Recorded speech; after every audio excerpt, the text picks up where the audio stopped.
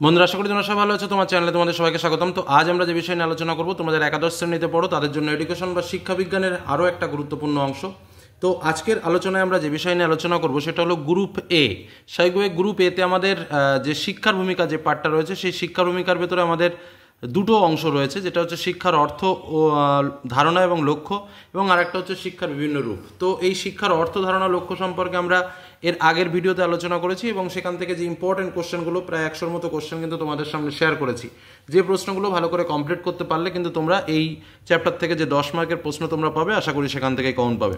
তো আজকের যে আলোচনা সেটা হচ্ছে শিক্ষার বিভিন্ন রূপ, এই পার্টটা, অর্থাৎ এই পার্টটা থেকেও কিন্তু আমাদের 10 মার্কস। মোট এই শিক্ষার অর্থ, ধারণা, লক্ষ্য এবং শিক্ষার বিভিন্ন রূপ, এই দুটো জায়গা থেকেই কিন্তু আমাদের 20 মার্কের প্রশ্ন আসবে, যেটা হচ্ছে আমাদের গ্রুপ এ। তো আজকের আলোচনায় আমরা শিক্ষার বিভিন্ন রূপ, এই যে পার্টটা রয়েছে, এই পার্ট থেকে ইম্পর্টেন্ট প্রশ্নগুলো কী কী রয়েছে সেগুলো জানবো। তার সঙ্গে কিছু গুরুত্বপূর্ণ ট্রিক্সও তোমাদের শিখিয়ে দেবো, যেগুলো মনে রাখলে তোমরা অসংখ্য প্রশ্নের উত্তর এমনিতেই করতে পারবে। এবার আসা যাক শিক্ষার বিভিন্ন রূপ সম্পর্কে আলোচনায়। শিক্ষার বিভিন্ন রূপ সম্পর্কে আলোচনা করতে গেলে আমরা তিনটে বিষয় পাবো। একটা হচ্ছে শিক্ষার বিভিন্ন রূপগুলো সম্পর্কে পাবো, শিক্ষার বিভিন্ন সংস্থাগুলো রয়েছে সেই বিষয়গুলো পাবো, এবং আরেকটা হচ্ছে পথনির্দেশকারী শিক্ষা সংস্থা সমূহগুলো আর একটা বিষয় পাবো। যে কারণে কিছু কিছু বইয়ে এই শিক্ষার বিভিন্ন রূপ, এই যে চ্যাপ্টার, এই চ্যাপ্টারটাকে আরও 3-4টে খণ্ডে ভাগ করেছে। কি বললাম, বোঝা গেল? আমি মূলত শিক্ষার যে বিভিন্ন রূপ, এই যে সমগ্র পাঠ, এই সমগ্র পাঠ নিয়েই তোমাদের সামনে আলোচনা করছি। এবার চলে আসবো আমরা আমাদের প্রথম প্রশ্ন। প্রথম প্রশ্নটা এমনভাবেই তোমাদের সাজানো, তোমাদের সামনে তুলে ধরা হয়েছে যে প্রশ্নটার ভেতরে অসংখ্য প্রশ্নের উত্তর রয়েছে, এবং এই পার্টটাকে যদি তুমি একটু ভালো করে মনে রাখতে পারো এবং ভালো করে বুঝে নিতে পারো, তাহলে তুমি অসংখ্য প্রশ্নের উত্তর নিজে থেকেই করতে পারবে। একদম সহজ কথায় বলা যাক, শিক্ষার বিভিন্ন রূপকে আমরা 3টে শ্রেণীতে ভাগ করতে পারি। একটা নিয়ন্ত্রিত, একটা অনিয়ন্ত্রিত, এবং আরেকটা হচ্ছে প্রথা বহির্ভূত। নিয়ন্ত্রিত শিক্ষা মানে মনে রাখবে বিদ্যালয়ের কথাটা, মনে রাখবে তোমার স্কুলের কথা। অনিয়ন্ত্রিত শিক্ষা মানে পরিবার, গণমাধ্যম, সামাজিক প্রতিষ্ঠান, ধর্মীয় প্রতিষ্ঠান, অর্থনৈতিক উৎপাদন ক্ষেত্র, এই কথাগুলো মনে রাখবে। প্রথা বহির্ভূত শিক্ষা মানে দূরগত শিক্ষা, মুক্ত শিক্ষা এবং বয়স্ক শিক্ষা, এই 3টে কথার মধ্যে মনে রাখবে।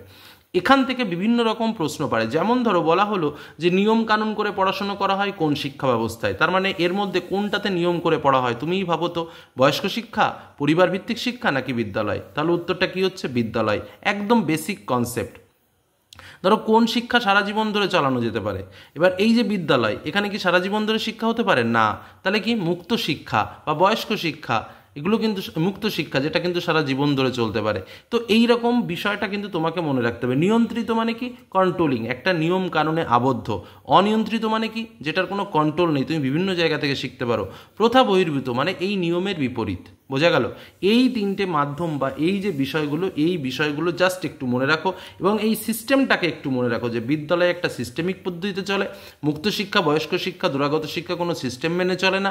আর অনিয়ন্ত্রিত যে ব্যবস্থা, এই ব্যবস্থায় আমরা সারা জীবন বিভিন্ন ক্ষেত্রে বিভিন্ন স্থানতে শিক্ষা লাভ করতে পারি। এই যে জাস্ট যেটুকু কথা বললাম, এই কথাটুকু একটু মাথায় রেখো, তাহলেই দেখবে অনেক প্রশ্ন আসবে যেগুলোর উত্তর তোমরা নিজে থেকেই করতে পারবে। এই কথাটুকু একটু মাথায় রেখো।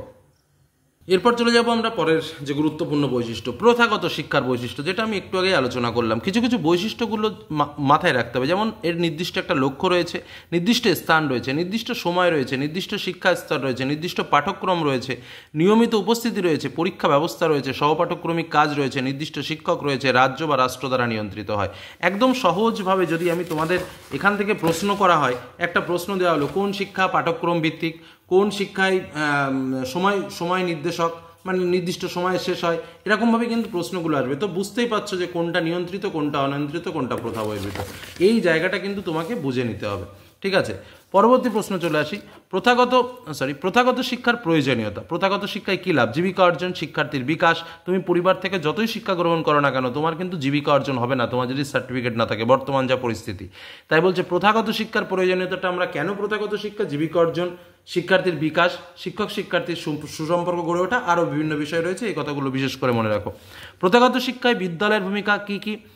বৌদ্ধিক ভূমিকা, মানসিক ভূমিকা, সামাজিক ভূমিকা, নৈতিক ভূমিকা এবং প্রেক্ষাপট বিকাশ ঘটে। অনিয়ন্ত্রিত শিক্ষায় কোনো পাঠ্যক্রম থাকে না। নিয়ম বহির্ভূত শিক্ষার মাধ্যম যেমন হলো একটা মুক্ত বিশ্ববিদ্যালয়। ভারতে প্রথম দূরশিক্ষার পঠন চালু হয় 1962 সালে। বিজ্ঞান ক্লাব একটি অনিয়ন্ত্রিত শিক্ষা প্রতিষ্ঠান। প্রথাগত শিক্ষায় শিক্ষকের যোগ্যতা পূর্ব নির্ধারিত। সুনির্দিষ্ট ব্যবস্থার মধ্যে যে শিক্ষা প্রচলিত হয় তাকেই বলা হয় প্রথাগত শিক্ষা। এই কথাটা বলেছিলেন জে.পি. নায়েক। ঠিক আছে, পরবর্তী প্রশ্নে আমরা চলে আসি। পরবর্তী প্রশ্ন, পেশাগত শিক্ষার অপর নাম হচ্ছে নিয়ন্ত্রিত শিক্ষা। পেশাগত শিক্ষায় শিক্ষার 4টি উপাদান কি কি? শিক্ষক, শিক্ষার্থী, পাঠ্যক্রম এবং নির্দিষ্ট স্থান। প্রথাগত শিক্ষার সীমাবদ্ধতা হলো শিক্ষায় সুযোগের অভাব, শিক্ষক নির্ভরতা এবং পরীক্ষা কেন্দ্রিক। পুরোহিত নিয়ন্ত্রিত শিক্ষার হদিশ পাওয়া যায় কোথায়? না প্রাচীন যুগে। এসএলসি এর সম্পূর্ণ নাম কি? School level certificate. এনসিইআরটি এর সম্পূর্ণ নাম কি? National council of education research and training.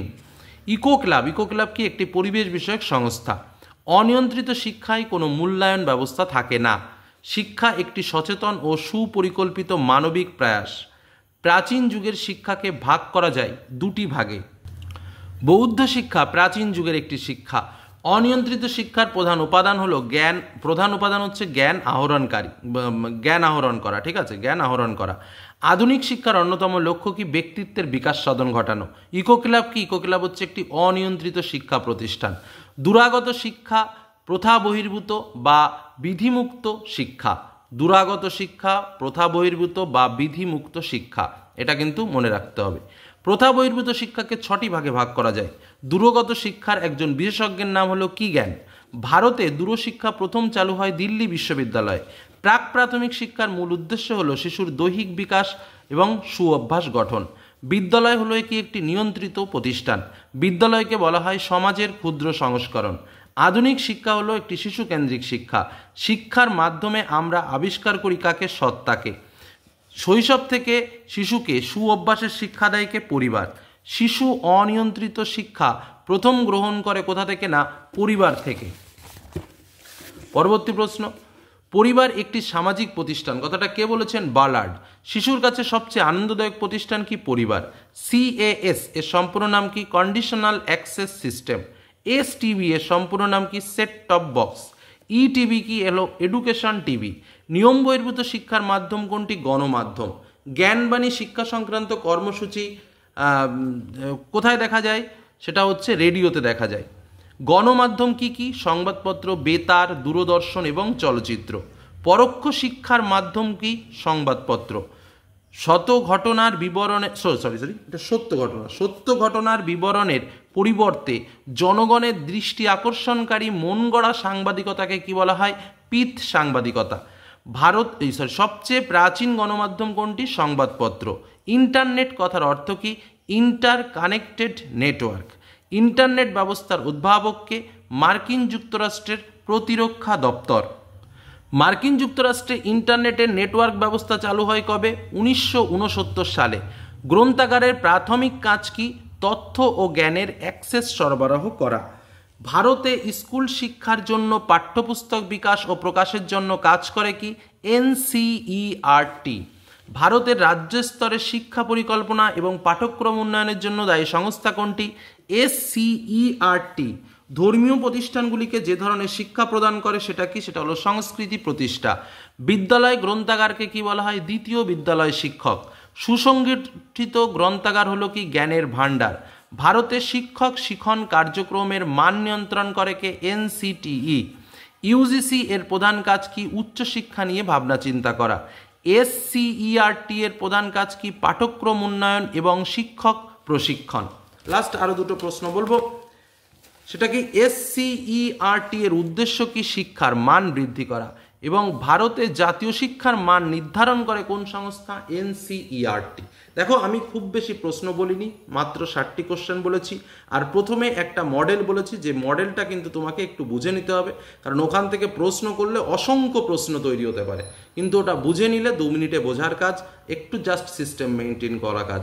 ওই পার্টটা বুঝে নিলে ওখান থেকে প্রায় 30-40টা প্রশ্ন, সব মিলে এই যে প্রশ্নগুলো বললাম এগুলো ভালো করে রেডি করো। আশা করছি এর ভেতর থেকেই তোমরা যে 10 মার্কসের প্রশ্ন আমাদের এই পার্টটা থেকে হবে সেটা এখান থেকেই পেয়ে যাবে। তো এর আগের চ্যাপ্টারও দিয়েছি, যারা সেগুলো দেখোনি ডিসক্রিপশন বক্সে লিঙ্ক দেখে সেই চ্যাপ্টারের সম্পর্কে প্রশ্ন সম্পর্কে জেনে নিতে পারো। তো আজকের আলোচনা এখানেই শেষ করলাম। পরের আলোচনায় পরের ক্লাস সম্পর্কে আলোচনা করব। ধন্যবাদ।